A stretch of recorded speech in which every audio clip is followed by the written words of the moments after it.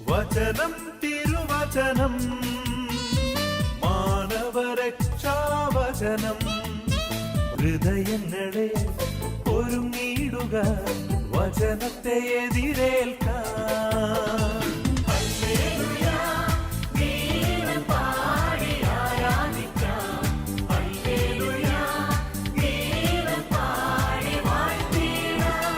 ഈ ജപമാല ചൊല്ലണത് ഒരു ക്രേസായി എടുത്ത കാലഘട്ടം ഉണ്ടായിരുന്നു എനിക്ക്. എന്ത് കാര്യം ചെയ്യാനുണ്ടായാലും അത് ചെയ്യുക, പിന്നെ കിട്ടണ നേരം മുഴുവൻ അറ്റ്ലീസ്റ്റ് ഉച്ചയ്ക്ക് ഞങ്ങൾക്ക് ഒരു ഇത്തിരി നേരം റെസ്റ്റ് ചെയ്യാൻ ടൈം കിട്ടും. അതും കൂടി ഞാൻ ഓടി വരും. എന്നിട്ട് ഈ 2000 മണിയുടെ ജപമാല ചൊല്ലും. അവിടെ ഒരു അടയാളം വെച്ചിട്ട് എണീറ്റ് പോകും അടുത്ത കാര്യത്തിന്. എന്നിട്ട് വീണ്ടും വരും. ശരിക്കും ക്രേസെന്ന് ഞാൻ ആ വാക്ക് വെച്ചത് അതുപോലെയായിരുന്നു. ബാക്കി എന്ത് ചെയ്യണമെങ്കിലും ഇതാണ് എൻ്റെ ഇൻറ്റൻഷൻ, ഇതിലേക്ക് തിരിച്ചെത്താം. അങ്ങനെ ഓടിയൊരു കാലഘട്ടം ഉണ്ടായിരുന്നു.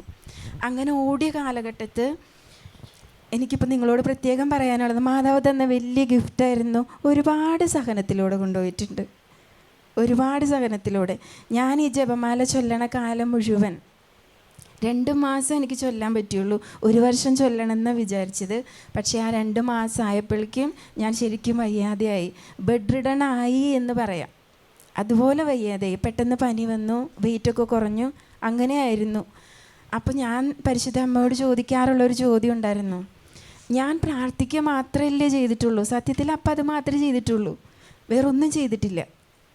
എന്നിട്ട് എന്നെ എന്താ ഇങ്ങനെയാക്കി, എന്നെ എന്താ തനിച്ചാക്കി, അങ്ങനെ ഞാൻ ചോദിക്കുമായിരുന്നു അമ്മയോട്.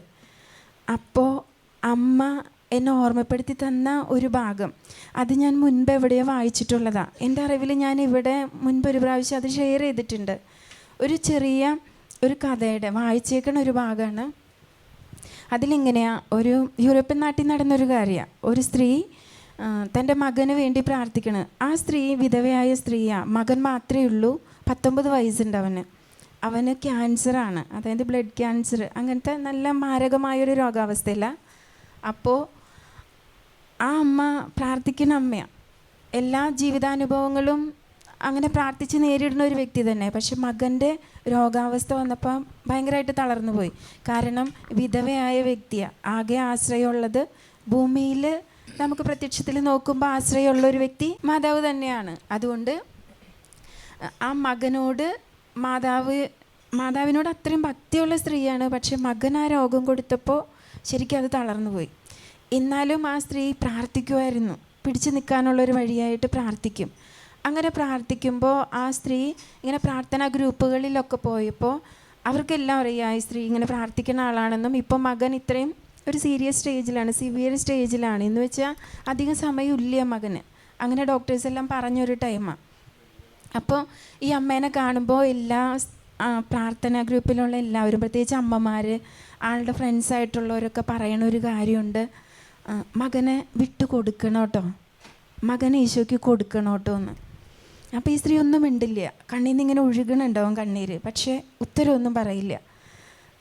അത് കഴിഞ്ഞു കുറച്ച് സമയം കഴിഞ്ഞപ്പോൾ ദൈവഹിതം പോലെ ആ മകൻ മരിക്കുക തന്നെ ചെയ്തത്. അത് ഉറപ്പായൊരു കാര്യം തന്നെയായിരുന്നു. അതുകൊണ്ട് അത്ഭുതത്തിന് വേണ്ടി ആരും പ്രാർത്ഥിച്ചിട്ടില്ല. ആ പ്രെയർ ഗ്രൂപ്പുകളിലൊക്കെ പോയെങ്കിൽ ആരും അത്ഭുതത്തിന് പ്രാർത്ഥിച്ചിട്ടില്ല. കാരണം അത്രയ്ക്ക് എല്ലാവർക്കും വ്യക്തമായിരുന്നു ആ മകൻ്റെ മരണവും അതിലൂടെ ആ അമ്മയ്ക്ക് കൊടുക്കണ ഒരു സഹനം. അപ്പോൾ അത് കഴിഞ്ഞ് കുറച്ച് മകൻ്റെ മരണമൊക്കെ കഴിഞ്ഞു, സ്ത്രീ കുറച്ചും കൂടി അതൊക്കെ ആക്സെപ്റ്റ് ചെയ്തു. പിന്നീട് ഈ പ്രെയർ ഗ്രൂപ്പിലേക്ക് വരുമ്പോൾ, പ്രാർത്ഥിക്കാനിരിക്കുമ്പോൾ ഈ പ്രാർത്ഥിക്കുന്ന ചേച്ചിമാരുടെ അടുത്തൊക്കെ അനുഭവം ഷെയർ ചെയ്യുമ്പോൾ ആ അമ്മ പറഞ്ഞൊരു കാര്യമുണ്ട്. ആ അമ്മ പറഞ്ഞത് ഇങ്ങനെയാണ്: നിങ്ങളെല്ലാവരും എൻ്റെ കൂടെ നിന്ന് പ്രാർത്ഥിക്കുമ്പോൾ, എൻ്റെ മകന് വേണ്ടി പ്രാർത്ഥിക്കുമ്പോൾ എനിക്കൊരു ശക്തിയായിരുന്നു. പക്ഷേ നിങ്ങൾ എന്നോട് പറയണ ഒരു കാര്യം ഉണ്ടായിരുന്നു, എൻ്റെ മകനെ വിട്ടുകൊടുക്കണം കേട്ടോ, മകനെ വിട്ടുകൊടുക്കണം കേട്ടോ. അതിൻ്റെ അർത്ഥം ഈശോയുടെ കയ്യിലേക്ക് മകനെ കൊടുക്കുക, അതായത് മരണം ആക്സെപ്റ്റ് ചെയ്യുക മകൻ്റെ. അതുമാത്രം എനിക്ക് സ്വീകരിക്കാൻ പറ്റിയിരുന്നില്ല, അതുമാത്രം എനിക്ക് സ്വീകരിക്കാൻ പറ്റിയിരുന്നില്ല. ആ ഒരു വാക്ക് കേൾക്കുമ്പോഴാണ് ഞാൻ ഏറ്റവും കൂടുതൽ വേദനിച്ചിരുന്നത്. പക്ഷെ ആരോടൊന്നും പറയില്ല, കണ്ണീന്ന് കണ്ണീര് അങ്ങനെ ഒഴുകും. അങ്ങനെയാണ് ഈ അമ്മ ആ സമയത്ത് ചെയ്തത്. അപ്പോൾ ആ അമ്മ പറഞ്ഞ വാക്യാണ്, ബാക്കി എല്ലാം സ്വീകരിക്കാൻ പറ്റി, പക്ഷെ വിട്ടുകൊടുക്കണോ കേട്ടോ എന്ന് പറഞ്ഞപ്പോൾ എന്തുകൊണ്ടോ എനിക്ക് ആ വാക്ക് സ്വീകരിക്കാൻ പറ്റിയില്ല. അത് എൻ്റെ മനസ്സിൽ, എൻ്റെ ഹൃദയത്തിൽ വീണ്ടും വീണ്ടും കുത്തി മുറിവേൽപ്പിക്കണ പോലെയായിരുന്നു ആ വാക്ക് നിങ്ങളിൽ നിന്ന് കേട്ടപ്പോൾ എന്ന്. അങ്ങനെ അതിലെഴുതി വെച്ചിരിക്കണതാ, ഈ വായിച്ചയിൽ അങ്ങനെ എഴുതി വെച്ചിരിക്കണതാ. അപ്പോൾ ഞാനിങ്ങനെ വയ്യാതായിരിക്കുന്ന സമയത്ത് എൻ്റെ മനസ്സിലേക്ക് ഇട്ട് തന്ന കഥയായിരുന്നു ഇത്. ഞാൻ ചോദിച്ചുകൊണ്ടിരിക്കുന്നത്, എന്താ എനിക്ക് പ്രാർത്ഥിക്കുക മാത്രമല്ലേ ചെയ്തിട്ടുള്ളൂ, അങ്ങനെ ഞാൻ ചോദിച്ചേ. അപ്പോൾ തന്നൊരു ഉത്തരമാണ് ഈ കഥയുടെ ഭാഗം ഓർമ്മപ്പെടുത്തി തന്നു. പലപ്പോഴും എനിക്ക് അങ്ങനത്തെ അനുഭവങ്ങൾ ഉണ്ടാവും. ചിലതിനോട് എന്താ ഇങ്ങനെയെന്ന് ചോദിക്കുമ്പോൾ ഒന്നില്ലെങ്കിൽ മുൻപ് കേട്ട കാര്യം അല്ലെങ്കിൽ എവിടെയെങ്കിലും വായിച്ചത് അങ്ങനത്തെ എന്തെങ്കിലും ഓർമ്മപ്പെടുത്തി തരും. അതിലെന്തെങ്കിലും മെസ്സേജ് ഉണ്ടാവും എന്ന് ഉറപ്പാണ് അങ്ങനെ ഓർമ്മപ്പെടുത്തി തരുമ്പോൾ. അപ്പോൾ ഇത് ഭാഗം ഓർമ്മപ്പെടുത്തി തന്നപ്പോൾ ഞാനിങ്ങനെ ആലോചിച്ചു, ഇതും ഞാനും ചോദിക്കണതും തമ്മിലൊരു ബന്ധമുണ്ടല്ലോ, അല്ലാതെ അങ്ങനെ ഓർമ്മപ്പെടുത്തില്ലല്ലോ എന്ന്. അങ്ങനെ ചിന്തിച്ച് വന്നപ്പോൾ എൻ്റെ മനസ്സിലേക്ക് തന്ന ഒരു ഉത്തരമായിരുന്നു പരിശുദ്ധ അമ്മ. അമ്മോട് ഞാൻ ചോദിച്ചത്, ഞാൻ കൊന്ത ചെല്ലല്ലേ ചെയ്തുള്ളൂ, എന്തുകൊണ്ടാണ് എനിക്കിങ്ങനെയെന്ന്. അപ്പം അമ്മ എനിക്ക് തന്ന ഈ കഥയിലൂടെ അമ്മ കാണിച്ചു തന്നൊരു കാര്യമാണ്. നമ്മൾ സുവിശേഷത്തിലൂടെ കടന്നു പോകുമ്പോൾ ലൂക്കായുടെ സുവിശേഷം 1-ാം അധ്യായം, അതിൽ മറിയത്തിന് മംഗളവാർത്ത പറയണ സമയമുണ്ട്. അതിൽ ലൂക്ക 1:38 ഒരു വചനമുണ്ട്. ഇതാ മറിയം പറഞ്ഞു, ഇതാ കർത്താവിൻ്റെ ദാസി, നിന്റെ വാക്ക് എന്നിൽ നിറവേറട്ടെ. അപ്പോൾ ദൂതൻ അവളുടെ മുമ്പിൽ നിന്ന് മറഞ്ഞു. അതായത് മംഗളവാർത്ത മുഴുവൻ പറഞ്ഞതിന് ശേഷം അതിൻ്റെ ഇടയിൽ മാതാവ് സംശയമൊക്കെ ചോദിച്ചു.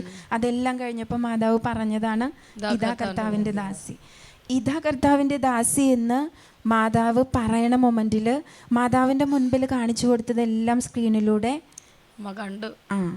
ഈശോ മകൻ ജനിക്കണത്, അപ്പോഴുള്ള എല്ലാ സഹനങ്ങളും, മംഗളവാർത്ത മുതൽ ഈശോ മരിക്കണത് വരെ, ഈ പീഡകൾ സഹിച്ച് മരിക്കണത് വരെ മാതാവിന് കാണാമായിരുന്നു.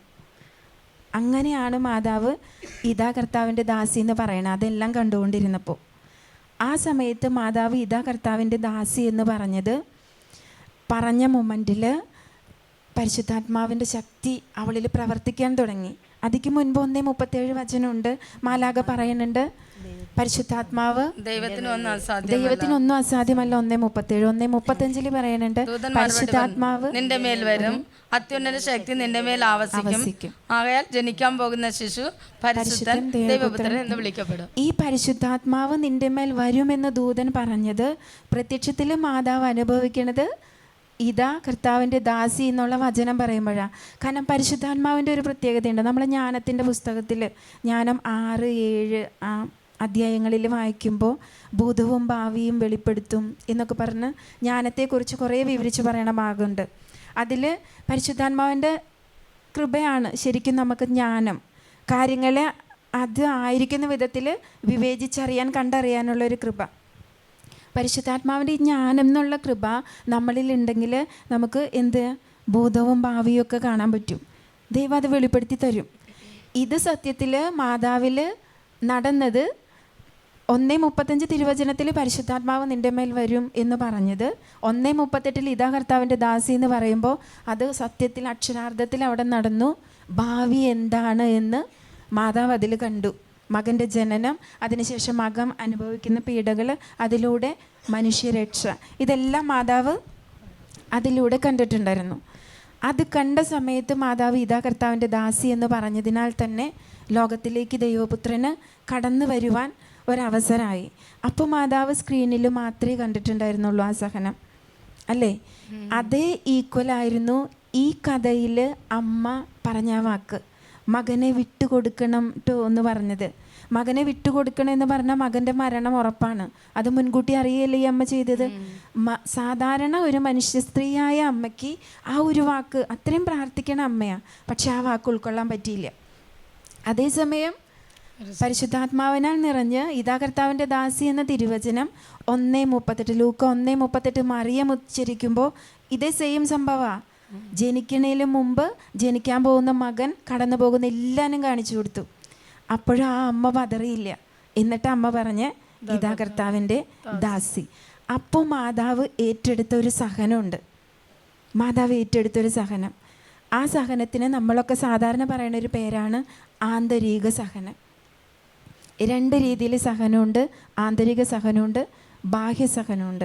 ബാഹ്യസഹനം നമ്മൾക്കൊക്കെ രോഗാവസ്ഥകൾ തന്ന്, അല്ലെങ്കിൽ കുടുംബത്തിലെ തകർച്ച, മക്കളുടെ എന്തെങ്കിലുമൊക്കെ പ്രശ്നങ്ങൾ, അതെല്ലാം ബാഹ്യസഹനങ്ങളാണ്. മറ്റുള്ളവർക്ക് കാണാൻ പറ്റും, അവർക്ക് നമ്മളെ ആശ്വസിപ്പിക്കാൻ പറ്റും, ഒരു പരിധിവരെ നമ്മളിലേക്ക് ആശ്വാസമൊക്കെ ആയിട്ട് അവർക്ക് കടന്നു വരാൻ പറ്റും, മനുഷ്യർക്കെല്ലാം കടന്നു വരാൻ പറ്റും.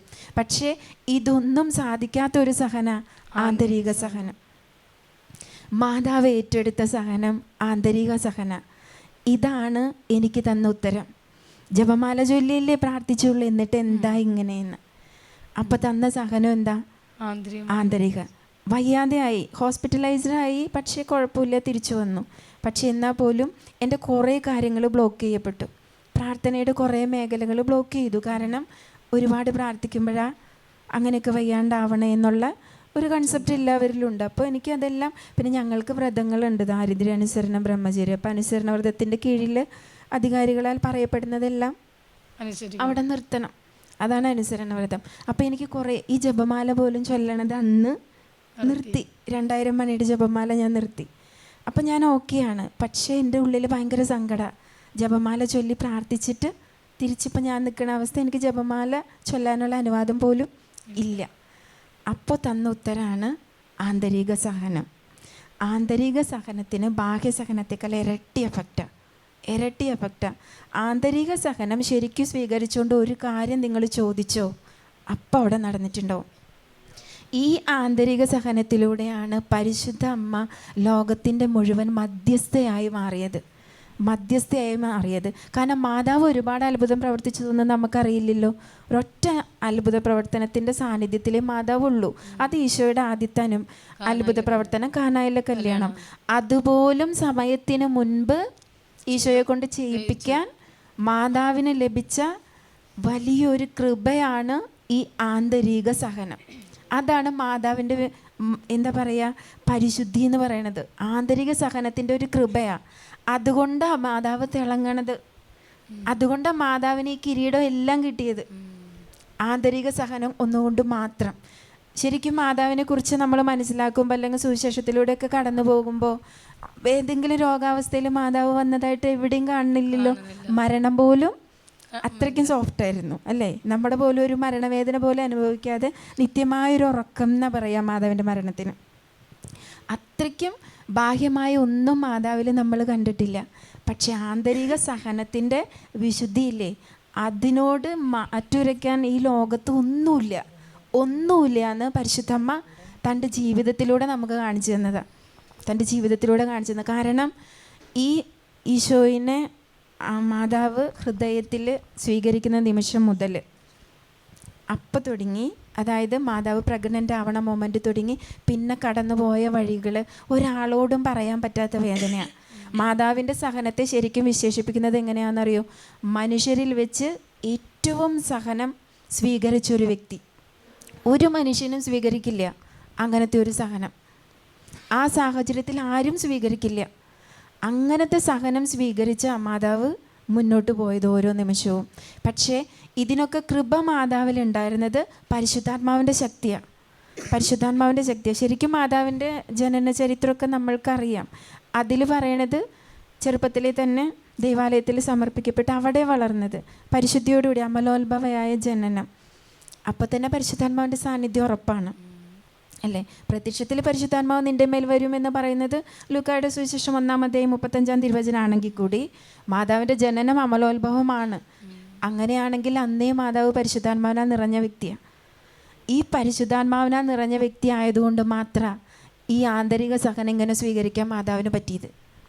അതാണ് മാതാവിനെ ലോകത്തിൻ്റെ മുഴുവൻ മധ്യസ്ഥയായി ഉയർത്തിയത്. കുരിശിൻ്റെ ചുവട്ടിൽ വെച്ച് ഈശോ യോഹന്നാൻ ശിഷ്യന് ഉയർത്തിയതെങ്കിലും അതിൻ്റെ എല്ലാം പിന്നിൽ നിൽക്കുന്നത് മാതാവിൻ്റെ ഈ ആന്തരിക സഹനമാണ്. ബാഹ്യസഹനത്തെക്കാൾ ഉപരി ആന്തരികമായ സഹനം. എല്ലാ അനുഭവങ്ങളിലും നമുക്കറിയാം. പാഷൻ ഓഫ് ദി ക്രൈസ്റ്റ് എന്ന ഫിലിം കാണുമ്പോൾ നിങ്ങൾ കണ്ടിട്ടുണ്ടാവും. മാതാവ് അവിടെ സഹിക്കണ രംഗം, അവിടെ നിന്നുള്ള ആ ഒരു പിടി മണ്ണ് കയ്യിലെടുത്ത് ഈശോ മരിച്ചു കഴിയുമ്പോഴേക്കും അത് തനിയെ കയ്യിൽ നിന്ന് വീണു. ആ മണ്ണ് അടക്കി പിടിച്ച കൈ കണ്ടാൽ അറിയാം എത്രയാ മനസ്സ് സങ്കടപ്പെടണമെന്ന്. ഇതുപോലെ ആന്തരിക സഹനമാണ് ഓരോ വ്യക്തിയുടെയും പരിശുദ്ധി എന്ന് പറയുന്നത്, വിശുദ്ധി എന്ന് പറയുന്നത്.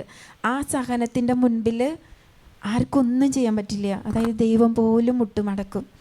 ദൈവം പോലും മുട്ടുമടക്കും എന്ന് പറയുന്നത്, ഇന്ന് പരിശുദ്ധ അമ്മയോട് ജപമാല ചൊല്ലി പ്രാർത്ഥിക്കുമ്പോൾ, പരിശുദ്ധ അമ്മയോട് അമ്മയെ സഹായിക്കണമെന്ന് പറയുമ്പോൾ ഒരുപാട് അനുഗ്രഹം കിട്ടണില്ലേ? നമുക്കൊക്കെ ഒരുപാട് അനുഗ്രഹം കിട്ടണില്ലേ?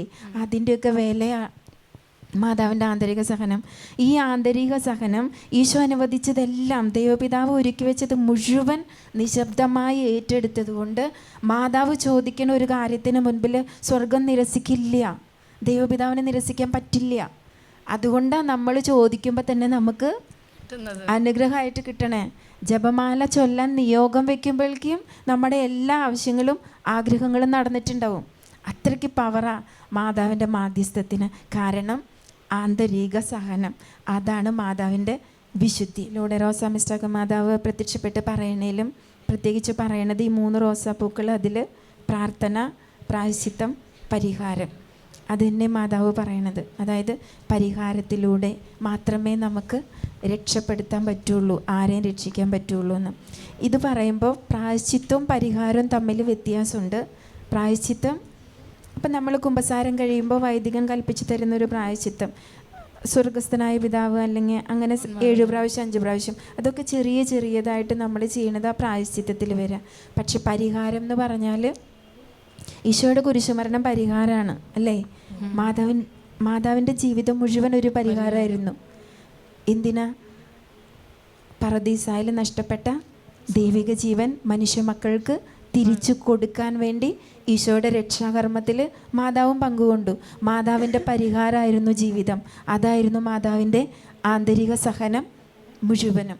അങ്ങനെയാണെങ്കിൽ മാതാവിൻ്റെ ഈ ആന്തരിക സഹനത്തിൽ നമ്മളെയൊക്കെ ദൈവം എങ്ങനെ ക്രമീകരിക്കണമെന്നറിയോ? ഒരു ഗ്രൂപ്പുകാർക്ക് ബാഹ്യസഹനം, ഒരു ഗ്രൂപ്പുകാർക്ക് ആന്തരിക സഹനം, അങ്ങനെ ഡിവൈഡ് ചെയ്ത് കൊടുക്കുന്നുണ്ട്. അതിൽ ബാഹ്യസഹനം നമ്മളെല്ലാവരോടും പറയും, അതിനു വേണ്ടി ഓടി നടക്കുകയൊക്കെ ചെയ്യും അല്ലേ? ധ്യാന സെൻ്ററുകളിൽ വരുന്നത്, കൗൺസിലിങ്ങിന് വരുന്നത്, ഇതൊക്കെ ബാഹ്യമായ കാര്യങ്ങളായിരിക്കും, ബാഹ്യമായ രീതിയിലുള്ള സഹനങ്ങളായിരിക്കും. പക്ഷെ അതോടൊപ്പം ആന്തരിക സഹനങ്ങൾ നമുക്കുണ്ട്, എല്ലാവർക്കും ഇല്ലേ? നമ്മുടെ പേഴ്സണൽ ആരോടും പറയാൻ പറ്റാത്തത്, ആ സഹനത്തിനും വിലയുണ്ട്. അത് നിങ്ങൾ നിയോഗമായിട്ട് എടുത്തേ, അത് നിയോഗം വെച്ച് പ്രാർത്ഥിച്ച് നിങ്ങൾ ഈ ഓടി നടക്കണേക്കാളും മുൻപ് മാതാവ് അത് ഇടപെട്ട് തരും. നമ്മൾ നമ്മുടെ വീട്ടിലെടുക്കണ ആന്തരിക സഹനങ്ങൾ, ആരോടും പറയാൻ പറ്റാത്തത്, കുടുംബപരമായ കാര്യങ്ങളിൽ, ഭാര്യ ഭർത്തൃ ബന്ധങ്ങളിൽ, മക്കൾ വളർത്തുന്ന കാര്യങ്ങളിൽ, അവരുടെ ഭാവിയിൽ ഒരുപാട് സഹനമുണ്ട്, ആരോടും പറയാതെ നമ്മൾ ഉള്ളിൽ കൊണ്ട് നടക്കണത്. അതൊക്കെ ഒരു കൃപയാണ്. അത് കൃപയാണെന്ന് തിരിച്ചറിഞ്ഞ് നിങ്ങൾ എടുക്കാൻ തുടങ്ങുന്ന മൊമെൻറ്റിൽ മാതാവ് ഒരുപാട് അത്ഭുതങ്ങൾ, ഇപ്പോൾ പ്രവർത്തിച്ചിരിക്കുന്നതിനേക്കാളും കൂടുതൽ അനുഭവങ്ങൾ, അത്ഭുതങ്ങൾ നിങ്ങളുടെ ജീവിതത്തിൽ തരും. അത്രയ്ക്ക് വിലയുണ്ട് ആന്തരിക സഹനത്തിന്. ഈശോയോട് ചോദിച്ച് വാങ്ങാം. ഒരു കുഞ്ഞ് ആന്തരിക സഹനം പോലും വെറുതെ കളയാതെ അതിലൂടെ ആത്മാക്കളെ നേടാൻ, അതിലൂടെ കുടുംബത്തിൻ്റെ നിയോഗങ്ങൾ സമർപ്പിക്കാൻ, അതിലൂടെ യൂത്തിനെ നേടാൻ. അച്ഛനിപ്പോൾ യൂത്തിൻ്റെ കാര്യങ്ങൾ പ്രാർത്ഥിക്കാൻ പറഞ്ഞില്ലേ? ഒരുപാട് മക്കൾ. ഇനി മാതാവിൻ്റെ 2ാം വരവിൻ്റെ ലക്ഷ്യം തന്നെ എന്താ? ഈശോയുടെ 2ാം വരവിന് വേണ്ടി മാതാവിന് ലോകത്തെ ഒരുക്കുക. അതിനു വേണ്ടി മാതാവ് ഇപ്പോൾ ഓടി നടക്കണേ. മാതാവ് ഓടി നടക്കണതും പ്രത്യേകിച്ച് നമുക്ക് കുഞ്ഞു കുഞ്ഞു കാര്യങ്ങളിൽ അത്ഭുതങ്ങളൊക്കെ തരണത്. ഇപ്പോൾ സുഗന്ധാഭിഷേകമൊക്കെ. എനിവേ, ഇന്ന് രാവിലെ ഞാൻ ഇങ്ങോട്ട് വരുമ്പോൾ കയറി ആ വരാന്തക്കൂടെ നടക്കുമ്പോൾ നല്ല സുഗന്ധാഭിഷേകം ഉണ്ടായിരുന്നു. അപ്പോൾ മനസ്സിലൊരു ഇൻറ്റൻഷൻ ഉണ്ടായിരുന്നു. കാരണം ഇന്ന് റോസാമിസ്റ്റിക്ക മാതാവിൻ്റെ ഫീസ്റ്റാണ്. ഇവിടെ റോസാമിസ്റ്റിക്ക മാതാവിനെ പ്രത്യേകം വണങ്ങണതാ. മാത്രമല്ല ഒരുപാട് ജപമാലകൾ ഉയരണ സ്ഥലം അത്. അപ്പോൾ ഇവിടെ സുഗന്ധാഭിഷേകം സാധാരണയായി ഉണ്ട്.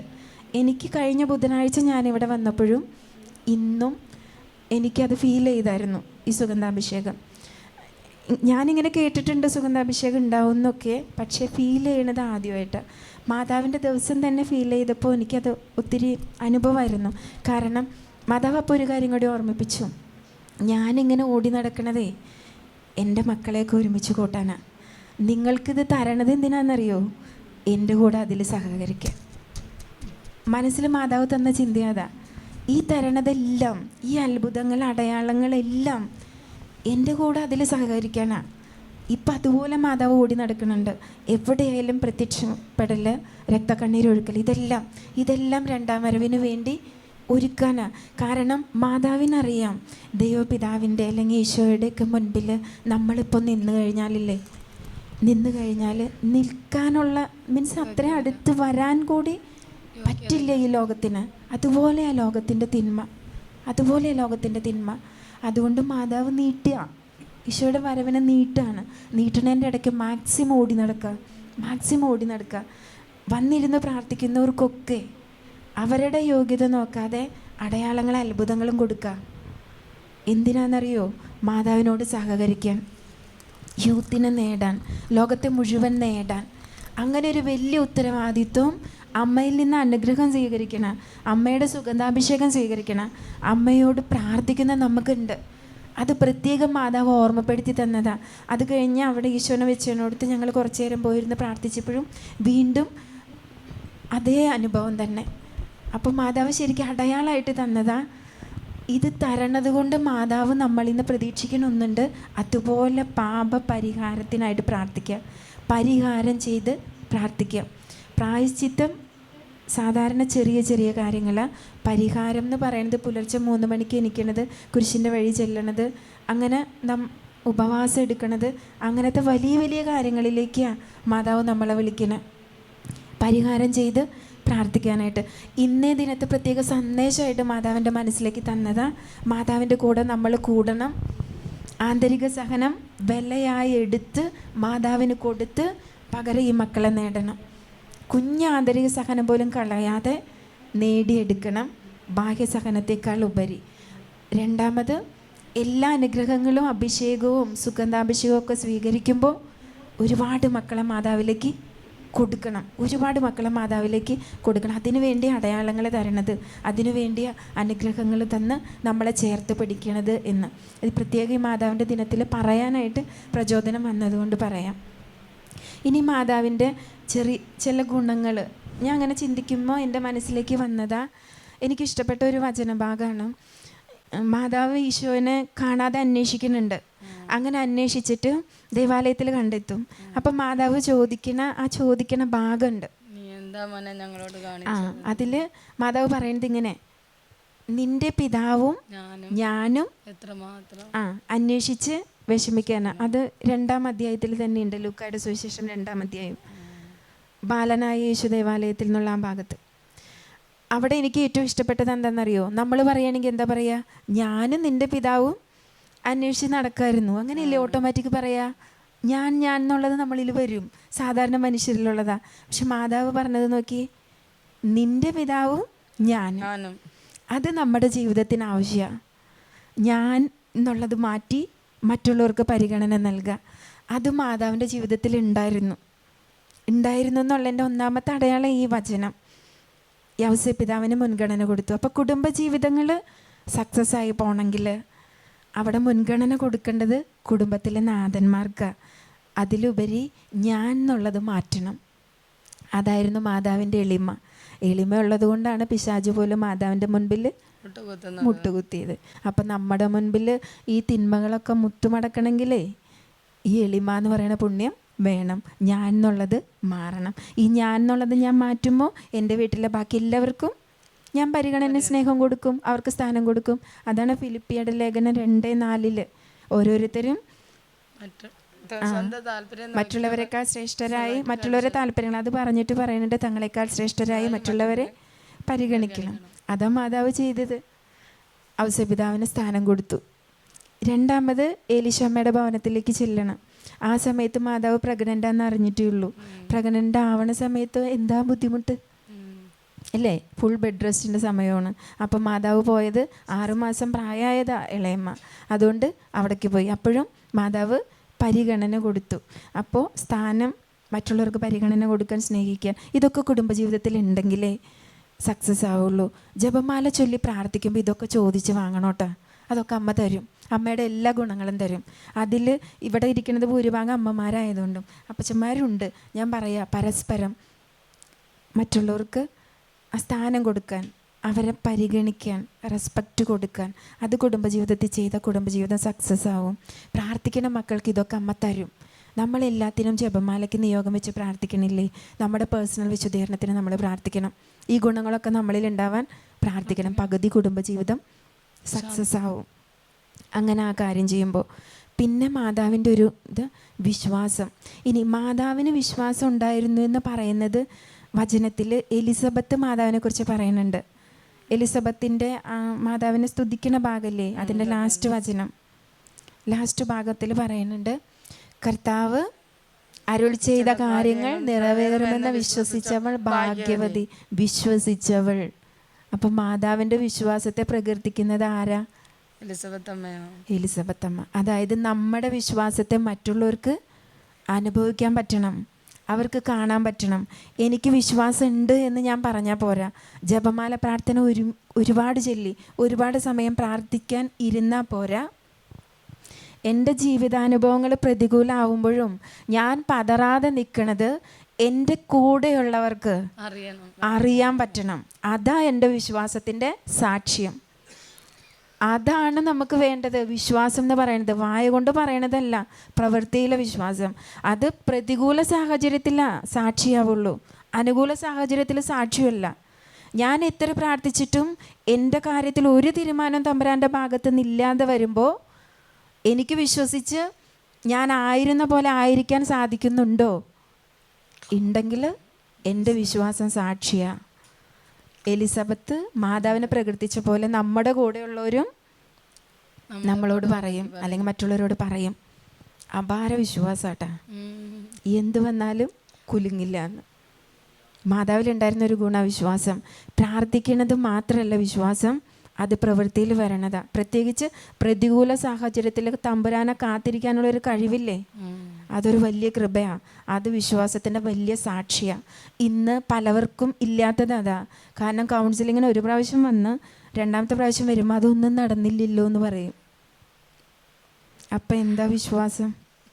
ദൈവത്തിനൊരു സമയമുണ്ട്, ആ സമയം വരെ കഷ്ടതയാണെങ്കിൽ അതിലൂടെ പോകണം. അതൊക്കെ പ്രാർത്ഥനയിലൂടെ കിട്ടണതാ, മാതാവ് തരണതാ. ജപമാല ചൊല്ലുമ്പോൾ നമ്മൾ അതിന് പ്രാർത്ഥിക്കണില്ലേ, 3 ദൈവിക പുണ്യങ്ങൾ, അതിലൊന്ന് വിശ്വാസമാണ്. അത് മാതാവ് തരണതാ, അത് നമുക്ക് വേണം. അത് മാതാവിനോട് ചോദിച്ച് നേടിയെടുക്കണം. ഏത് സാഹചര്യത്തിൽ നിൽക്കാനും എൻ്റെ വിശ്വാസം മറ്റുള്ളവരുടെ മുൻപിൽ സാക്ഷ്യമായി മാറാനും. പിന്നെ ദൈവത്തിൽ ആശ്രയിക്കാനുള്ള വലിയൊരു കൃപ അത് മാതാവിലുണ്ടായിരുന്നു.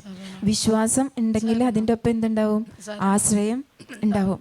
അത് മാതാവിലുണ്ടായിരുന്നു. അതുകൊണ്ടാണ് മാതാവിന് ജീവിതാനുഭവങ്ങൾ മുഴുവൻ അങ്ങനെ കടന്നു പോകാനായിട്ട് സാധിച്ചത്. അപ്പോൾ മാതാവിനോട് പ്രാർത്ഥിക്കുമ്പോൾ അല്ലെങ്കിൽ മാതാവിനോട് ഇഷ്ടമുണ്ടെന്നൊക്കെ പറയുമ്പോൾ ഈ ഗുണങ്ങളൊക്കെ നമ്മളിലേക്ക് എടുക്കാൻ വേണ്ടി കിട്ടാൻ വേണ്ടി എപ്പോഴും നമ്മൾ പ്രാർത്ഥിക്കണം. പിന്നെ മാതാവിൻ്റെ എളിമ എന്ന പുണ്യം അല്ലേ. ഇനി പ്രാർത്ഥന, മാതാവിൻ്റെ പ്രാർത്ഥന എന്ന് പറഞ്ഞാൽ എന്താ? മാതാവ് ഇരുന്ന് പ്രാർത്ഥിക്കുകയില്ല, നടന്ന് പ്രാർത്ഥിക്കുകയല്ലേ. എവിടെ ആവശ്യം അവിടെയൊക്കെ മാതാവ് ഓടിയെത്താം. ഇപ്പോൾ കാനായിലെ കല്യാണ വീട്ടിൽ മാതാവ് അങ്ങനെ ഓടിയെത്തല്ലേ. പ്രാർത്ഥിക്കുന്ന മക്കളെ ആവശ്യമുള്ള സ്ഥലത്തേക്ക് ദൈവം എത്തിക്കും. ആവശ്യമുള്ള നിയോഗങ്ങൾ പ്രാർത്ഥിക്കുന്ന മക്കളുടെ മനസ്സിലേക്ക് ദൈവം തരും. നമ്മൾ ഇരിക്കണോടത്തിരുന്ന് പ്രാർത്ഥിച്ചാൽ മതി. എൻ്റെ വീട്ടിൽ ഞാനിരുന്ന് പ്രാർത്ഥിച്ചാലും ആ മൊമെൻറ്റിൽ ആർക്കൊക്കെ പ്രാർത്ഥന ആവശ്യമുണ്ടോ പരിശുദ്ധാത്മാവ് കറക്റ്റായിട്ട് വെളിപ്പെടുത്തി തരും. നമുക്ക് പ്രാർത്ഥിക്കാൻ പറ്റും. അത് മാതാവിൻ്റെ ഒരു ഗുണം. അതറിഞ്ഞ് മാതാവ് അങ്ങോട്ടേക്ക് ഓടണേ. എലിസബത്തിൻ്റെ ആവശ്യം സഹായിക്കാൻ ചെന്നു, പരിഗണിച്ചു. പക്ഷേ അത് പരിശുദ്ധാത്മാവ് മാതാവിന് കൊടുത്ത വലിയൊരു ഇതായിരുന്നു. കാരണം ഈശോനെ മാതാവ് പരിശുദ്ധാത്മാവിനെ നിറഞ്ഞ ഉടനെ അങ്ങോട്ട് പോയി. അത് പരിശുദ്ധാത്മാവിൻ്റെ പ്രേരണയാണ്. അപ്പോൾ ശരിക്കും മാതാവിനോട് ഭക്തിയുള്ള മക്കൾ ആരാല നിറയണ്ടേന്നറിയോ? പരിശുദ്ധാത്മാവിനല്ല. ഈ പരിശുദ്ധാത്മാവാണ് പ്രതികൂല സാഹചര്യങ്ങളിൽ പിടിച്ചു നിർത്താൻ കൃപ തരുന്നത്. പിടിച്ചു നിർത്താൻ കൃപ തരുന്നത് ഈ പരിശുദ്ധാത്മാവാണ്. നമ്മൾ പ്രാർത്ഥിക്കുമ്പോൾ വാങ്ങിക്കേണ്ടതും മാതാവിനോട് ചോദിക്കേണ്ടത് ഈ പരിശുദ്ധാത്മാവിനെയാണ്. ഈ പരിശുദ്ധാത്മാവിനെ കിട്ടിയ ബാക്കി എല്ലാം നടക്കും. മാതാവിന് കിട്ടിയത് ഈ പരിശുദ്ധാത്മാവ് മാത്രമാണ്. അതുകൊണ്ട് മാതാവ് ആ സഹനത്തിൻ്റെ അനുഭവങ്ങളിലൂടെയൊക്കെ കടന്നുപോയേ. വേറെ ആരും കൂട്ടുണ്ടായില്ല. പരിശുദ്ധാത്മാവ് മാത്രമേ ഉണ്ടായുള്ളൂ. അപ്പം നമുക്കും വേണ്ടത് പരിശുദ്ധാത്മാവാ. ആ പരിശുദ്ധാത്മാവ് വിശ്വാസത്തിൽ ആഴപ്പെടുത്തണേ. ആ പരിശുദ്ധാത്മാവ് സമയത്തിന് പ്രാർത്ഥിക്കേണ്ട കാര്യങ്ങൾ പ്രാർത്ഥിക്കാൻ പ്രചോദനം തരണത് അല്ലേ. ആരുടെ മുൻപിലാണ് ഞാൻ താഴണ്ടേ, ആർക്കാ ഞാൻ റെസ്പെക്റ്റ് കൊടുക്കണ്ടേ, ഇതൊക്കെ പരിശുദ്ധാത്മാവാ നമ്മളിൽ തോന്നിപ്പിക്കണേ. അല്ലേ? അങ്ങനെയാണെങ്കിൽ മാതാവിനോട് ഭക്തിയുള്ള മക്കൾ ആരാൽ നയിക്കപ്പെടുന്നവരായിരിക്കും? പരിശുദ്ധാത്മാവിനാൽ നയിക്കപ്പെടുന്നവരായിരിക്കും. അവർക്കൊരു പരാതിയില്ല, അവർക്കൊരു പരാതിയില്ല ഒരു കാര്യത്തിലും. കാര്യങ്ങളൊക്കെ പ്രതികൂല, കൈവിട്ടു പോണ അവസ്ഥയാണ്. പക്ഷേ അവർക്ക് പരാതി ഉണ്ടാവില്ല. അതാണ് പരിശുദ്ധ അമ്മയോട് നമ്മൾ പ്രാർത്ഥിക്കുമ്പോൾ, മാധ്യസ്ഥം വഹിക്കുമ്പോൾ, ആശ്രയിക്കുമ്പോൾ ഒക്കെ നമുക്ക് കിട്ടണ ഗുണം. ഇതുവഴിയാണ് നമ്മുടെ കാര്യങ്ങൾ നടന്നു കിട്ടണേ. നമ്മൾ ഈ കാര്യങ്ങൾ നടന്നു കിട്ടണത് മാത്രമേ കാണുള്ളൂ. അതിൻ്റെ പിന്നിൽ എന്താ പ്രവർത്തിച്ചെന്നുള്ള ശക്തിയില്ലേ, അതൊരിക്കലും നമ്മൾ മനസ്സിലാക്കില്ല. അതുപോലെ തന്നെ മാതാവ് സർപ്പത്തിൻ്റെ തല തകർത്ത അമ്മയാണ്, അല്ലേ? പൈശാചിക ശക്തികളോട് ജയിച്ച അമ്മ. എവിടെ നിന്ന് അമ്മയ്ക്ക് ഈ കൃപ കിട്ടിയേ? എപ്പോഴെങ്കിലും മാതാവ് പൈശാചിക ശക്തികളോട് യുദ്ധം ചെയ്യാൻ പോണതായിട്ട് ബൈബിളിലുണ്ടോ? ബൈബിളിൽ കറക്റ്റായിട്ട് പറയണില്ല. പക്ഷെ വെളിപാടിൻ്റെ പുസ്തകം 12-ാം അധ്യായത്തിൽ മാതാവും സാത്താനും തമ്മിലൊരു യുദ്ധമാണ് കാണിക്കുന്നത്. ഇനി ആ വെളിപാടിൻ്റെ പുസ്തകം 12-ാം അധ്യായം ലാസ്റ്റ് ഒരു തിരുവചനമുണ്ട്, 17 തോന്നുന്നു. ദൈവകൽപ്പനകൾ കാക്കുന്ന സർപ്പം സ്ത്രീയുടെ നേരെ കോപിച്ചു, ദൈവകൽപ്പനകൾ കാക്കുന്നവരും യേശുവിന് സാക്ഷ്യം വഹിക്കുന്നവരുമായ അവളുടെ സന്താനങ്ങളിൽ ശേഷിച്ചിരുന്നവരോട് യുദ്ധം ചെയ്യാൻ അത് പുറപ്പെട്ടു. ഇപ്പൊ നടന്നുകൊണ്ടിരിക്കുന്ന കാര്യമാണ് പറഞ്ഞത്. അന്ന് സ്വർഗത്തിൽ നിന്ന് വലിച്ചെറിയപ്പെട്ട സാത്താൻ ഈ ഭൂമിയിൽ ഇന്ന് ചെയ്തുകൊണ്ടിരിക്കുന്ന പണിയാണ്.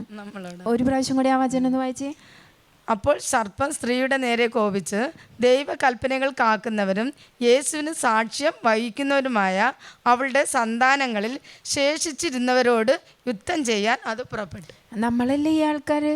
ദൈവകൽപ്പനകൾ കാക്കുന്നവരും യേശുവിന് സാക്ഷ്യം വഹിക്കുന്നവരും. അപ്പം നമ്മളോട് യുദ്ധം ചെയ്യാൻ ആരുണ്ട്? സാത്താൻ ഉണ്ടെന്ന് 100% ഉറപ്പാണ്. ഇതിൽ നമ്മളെ സഹായിക്കണത് ആരാ? പരിശുദ്ധ അമ്മ. പരിശുദ്ധ അമ്മയോട് നമ്മൾ മാധ്യസ്ഥം ചോദിച്ച് പ്രാർത്ഥിക്കുമ്പോൾ, പ്രത്യേകിച്ച് ഈ ആന്തരിക സഹനത്തിൻ്റെ ആ കൃപയില്ലേ, അതൊക്കെ പൈശാചിക ശക്തികൾക്ക് ഭയങ്കര ഭയമാണ്. സഹിക്കണ മക്കളുടെ അടുത്തില്ലേ, സഹനം ശരിക്കും സ്വീകരിക്കണവരുടെ മുന്നിൽ പിശാച് വിറയ്ക്കും, നിൽക്കില്ല. വിശുദ്ധരുടെ ചരിത്രത്തിലൂടെയൊക്കെ പോയിട്ടുണ്ടെങ്കിൽ അവർ സഹിച്ചത് കൊണ്ടല്ലേ അവർക്ക് ആ കിരീടം കിട്ടിയത്. അവർക്ക് ഒരുപാട് പിശാചിൻ്റെ പരീക്ഷണങ്ങൾ വരുന്നുണ്ട് ഇല്ലേ? അവരൊക്കെ അതിജീവിക്കണത് എങ്ങനെയാ? സഹനം തന്നെയല്ലേ അവരുടെ കൃപ. ഇപ്പോൾ പാതിരപ്പിയോനൊക്കെ ഒരുപാട് നാൾ എല്ലാ വിലക്കും കൊടുത്ത് മാറ്റി നിർത്തി, കുർബാന ചൊല്ലാൻ പാടില്ല അങ്ങനെയൊക്കെ പറഞ്ഞു. അതൊക്കെ ആന്തരിക സഹനല്ലേ, ഭാഗ്യമായ. അതൊക്കെ സ്വീകരിച്ചത് കൊണ്ട് പൈശാചിക പരീക്ഷണങ്ങളുടെ മുൻപിൽ പാതിരപ്പിയോയ്ക്ക് ഒരു പേടിയുണ്ടായില്ല, ഒന്നും ചെയ്യേണ്ട വന്നില്ല. അവർ തനിയെ തിരിച്ച് പോകും. കാരണം എന്താ? സഹനത്തിൻ്റെ മഹത്വമാണ്. മാതാവിനും ഇതുപോലെ തന്നെയാണ്. ഈ സഹനത്തിൻ്റെ കൃപയാണ് മാതാവിന് പൈശാചിക ശക്തികളുടെ മേലെ ആധിപത്യത്തിനുള്ള ഒരു കൃപ കിട്ടാനായിട്ട് കാരണം. അപ്പോൾ നമ്മുടെ ജീവിതത്തിൽ പരീക്ഷണങ്ങൾ ഉണ്ടാവുമ്പോൾ അത് ദൈവം ഓൾറെഡി മാതാവിൻ്റെ മക്കൾക്ക്, യേശുവിനെ സാക്ഷ്യം വഹിക്കുന്നവർക്ക് വാഗ്ദാനം ചെയ്ത് വെച്ചിരിക്കുന്നതാണ്. വചനത്തിലൂടെ അത് ഉറപ്പിച്ച് പറഞ്ഞിട്ടുണ്ട്. അതാണ് ഇന്നിൻ്റെ ലോകത്ത് നടന്നുകൊണ്ടിരിക്കുന്നത്. നമ്മൾ വെളിപാട് 12 മാതാവും സാത്താനും തമ്മിലാണ് കാണണത്. അങ്ങനെയാണെങ്കിൽ ഇന്ന് ഈ ആധുനിക ലോകത്ത് നടക്കുന്ന സാത്താനിക ശക്തികൾക്കെതിരെ നമുക്ക് കൂട്ടുപിടിക്കാനുള്ള ഏക വ്യക്തി പരിശുദ്ധ അമ്മയാണ്. അമ്മ അന്ന് യുദ്ധം ചെയ്തത് ഇന്ന് യുദ്ധം ചെയ്തുകൊണ്ടിരിക്കുന്നുണ്ട്. അപ്പോൾ ഈ യുദ്ധത്തിലുള്ളവരൊക്കെ അമ്മയുടെ പിന്നിൽ നിൽക്കുകയാണെങ്കിൽ എളുപ്പമല്ലേ? അതല്ലേ കൂടുതൽ എളുപ്പം. മുൻപിൽ പ്രൊട്ടക്ഷനായിട്ട് പരിചയമായിട്ട് ആരുണ്ട്? മാതാവുണ്ട്. ആ മാതാവിൻ്റെ കൂടെ നമ്മൾ നിന്ന ഈ ലോകത്തിൻ്റെ തിന്മയുടെ ശക്തിനെ നമുക്ക് അതിജീവിക്കാൻ പറ്റും. പ്രത്യേകിച്ച് നമ്മുടെ മക്കളെയൊക്കെ, അവരെയൊക്കെ അമ്മയുടെ വിമല ഹൃദയത്തിനൊന്ന് പ്രതിഷ്ഠിച്ചു കൊടുത്തേ. ഒരു പൈശാചിക ശക്തിയും തൊടില്ല. നമ്മൾ പ്രതിഷ്ഠിച്ച് പ്രാർത്ഥിക്കണം. ദിവസവും അമ്മയുടെ വിമല ഹൃദയ പ്രതിഷ്ഠയിൽ നമ്മുടെ മക്കളെ കൊടുത്ത് പ്രാർത്ഥിക്കണം, നമ്മളെയും കൊടുത്ത് പ്രാർത്ഥിക്കണം. അമ്മയുടെ വിമല ഹൃദയത്തിൻ്റെ ഉള്ളിൽ കയറിക്കഴിഞ്ഞാലില്ലേ, പിശാചിനൊന്നും ചെയ്യാൻ പറ്റില്ല. സർപ്പത്തിൻ്റെ തല തകർത്ത പരിശുദ്ധ അമ്മ എന്നാണ് പേര് മാതാവിൻ്റെ അല്ലേ. സർപ്പത്തിൻ്റെ തല തകർത്ത പരിശുദ്ധ അമ്മയോട് നമുക്കും പ്രാർത്ഥിക്കാം. എന്താണെന്നറിയോ? സർപ്പത്തിൻ്റെ തല തകർത്ത പരിശുദ്ധ അമ്മേ, പിശാചിൻ്റെ കണ്ണുകളിൽ നിന്ന് എന്നെ, എൻ്റെ കുടുംബത്തെ, എനിക്ക് എന്തൊക്കെയുണ്ടോ അതിനെല്ലാം മറച്ച് പിടിക്കണമേ എന്ന് നമ്മൾ പ്രാർത്ഥിച്ച ആ അമ്മ മറച്ച് പിടിക്കും, ഉറപ്പായിട്ട് മറച്ച് പിടിക്കും, നമ്മളെ സഹായിക്കും. ഒന്ന് ആന്തരിക സഹനത്തെ ഒന്നുപോലും കളയരുത്, പിറുപിറുക്കരുത്. ഇനി മാതാവിൻ്റെ വലിയൊരു അനുഭവമായിരുന്നു, പിറുപിറുപ്പേ ഇല്ല.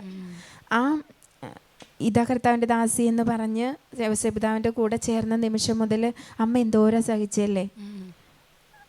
അതായത് അവരുടെ ബത്ലഹേമിലേക്കുള്ള യാത്ര, സ്ഥലം കിട്ടിയില്ല അല്ലേ, അതൊക്കെ ബുദ്ധിമുട്ട്. ആ നേരത്തൊന്നും മാതാവ് പറയണില്ലല്ലോ, ഒരു പിറുപിറുപ്പുമില്ല. ആ പിറുപിറുപ്പ് കൂടാതെ സ്വീകരിക്കാനുള്ളൊരു കൃപ മാതാവ് തരും നമുക്ക്. നമ്മുടെ ജീവിതാനുഭവങ്ങളെ പിറുപിറുപ്പ് കൂടാതെ സ്വീകരിക്കാൻ മാതാവ് ഓൾറെഡി അങ്ങനെ സ്വീകരിച്ചിട്ടുണ്ട്. അപ്പം അത് നമുക്ക് തരുമല്ലോ. അങ്ങനെയാണ് മാതാവ്. ഒരു പിറുപിറുപ്പില്ല, പരാതിയില്ല, കുറ്റപ്പെടുത്തലില്ല, ഒന്നും പറഞ്ഞില്ല ഔസേപിതാവിന്. സാധാരണ ഭർത്താക്കന്മാർ ചെയ്തു കൊടുക്കാവുന്ന ഒരു സൗകര്യവും ഔസേപിതാവിന് ചെയ്തു കൊടുക്കാൻ പറ്റിയില്ല. മാതാവ് ഒരു പരാതി ഇല്ലാതെ പോയി. ഈ മാതാവിന് ഇതൊക്കെ പരാതിയില്ലാതെയൊക്കെ പോകാൻ ഒരു കാരണമല്ലേ, മാതാവ് ഇതെല്ലാം ദൈവഹിതം മുൻകൂട്ടി കണ്ടിരുന്നു. ദൈവഹിതം മുൻകൂട്ടി അറിഞ്ഞതുകൊണ്ടാണ് മാതാവിന് അതെല്ലാം എടുക്കാൻ സാധിച്ചത്, വരണ സാഹചര്യങ്ങളൊക്കെ എടുക്കാൻ സാധിച്ചത്.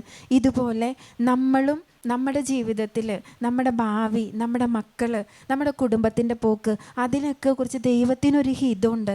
അത് നിങ്ങൾ ആദ്യം അന്വേഷിച്ചറിയണം. ഇരുന്ന് പ്രാർത്ഥിക്കേണ്ടത് അതിനാ.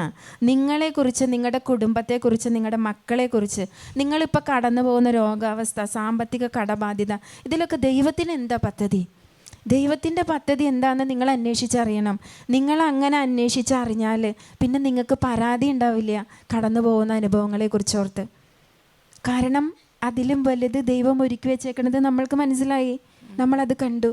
ദൈവഹിതം അറിയാത്തത്, നമ്മളെക്കുറിച്ചുള്ള ദൈവത്തിൻ്റെ പദ്ധതി മനസ്സിലാക്കാത്തതാ ഒരു പരിധിവരെ നമ്മുടെയൊക്കെ ഇന്നത്തെ ടെൻഷൻ്റെ കാരണം, അവിശ്വാസം വരാൻ കാരണം.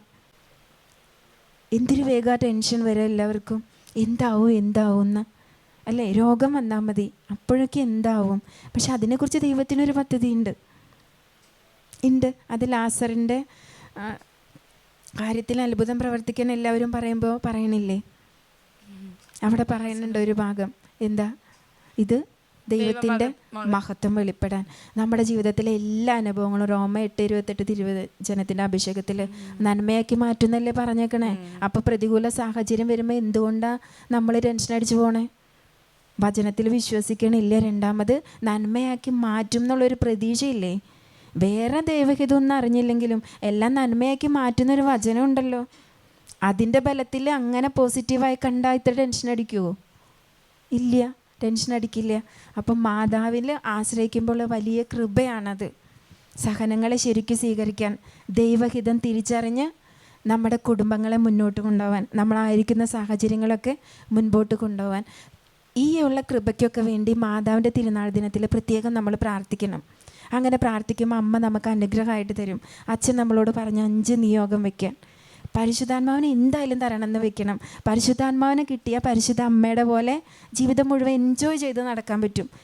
സഹനത്തിൻ്റെ തീച്ചൂളയിലും തീക്കനലിൽ നടക്കുമ്പോഴും ആസ്വദിച്ചത് ആ പരിശുദ്ധ അമ്മ. ആ അമ്മേനെ പോലെ നടക്കാനുള്ള കൃപ പരിശുദ്ധാത്മാവ് നമുക്ക് തരും. അപ്പോൾ ഇന്ന് പ്രത്യേകം ചോദിക്കേണ്ട ഒരു വലിയ കൃപയാണ് പരിശുദ്ധാത്മാവിനെ നമുക്ക് തരാനായിട്ട്.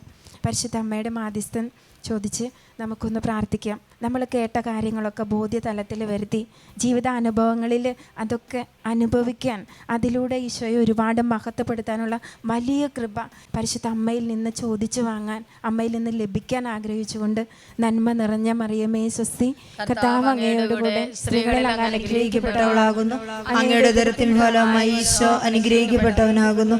പരിശുദ്ധ മറിയമേ തമ്പുരാന്റെ അമ്മേ, പാപികളായ ഞങ്ങൾക്ക് വേണ്ടി ഇപ്പോഴും ഞങ്ങളുടെ മരണസമയത്തും തമ്പുരാനോട് അപേക്ഷിച്ചുകൊള്ളണമേ. ആമേൻ.